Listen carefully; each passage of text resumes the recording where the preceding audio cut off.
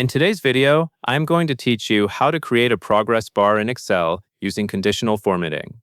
This is a simple technique that turns a range of numbers into a visual bar, so you can quickly see progress at a glance. To begin, select your data in cell range B, 2 to B6. On your screen, look at the spreadsheet and find column B, with your 5 values stacked from row 2 through row 6. Click and drag from B2 down to B6. Or click B2 and then hold your mouse and drag until you reach B6. When you see the entire range highlighted, you have successfully selected the cells that will become your progress bars. Next, you need to access the tools on the ribbon. Click the Home tab on the ribbon.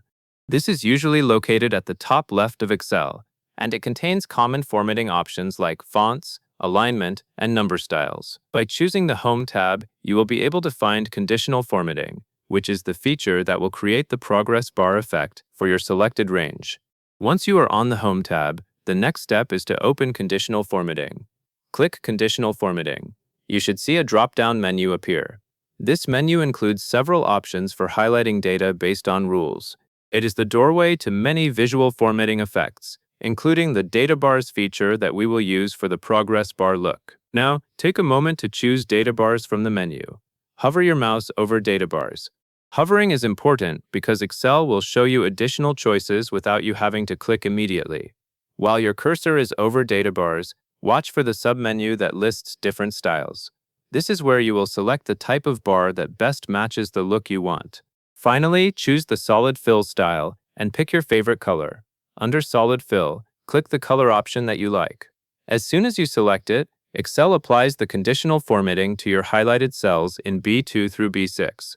You should now see horizontal bars appear inside the cells, with the length of each bar representing the relative value in your data. Higher values will produce longer bars, and lower values will produce shorter bars, which makes the progress easy to interpret. If you notice that the bars are appearing but you want to double-check everything looks right, you can simply look back at the numbers and confirm that the visual lengths match your expectations. For example, if the middle value is larger than the first value, its bar should be longer than the first bar. This quick visual check helps ensure the formatting is applied to the correct range and that the bars reflect your data accurately. At this point, your progress bar is created using conditional formatting, and you do not need to do anything else to see the effect. You can leave it as it is, or later you could adjust rules if you want a different appearance. But for now, the core goal is achieved. Your selected range now displays data as a clean visual progress bar.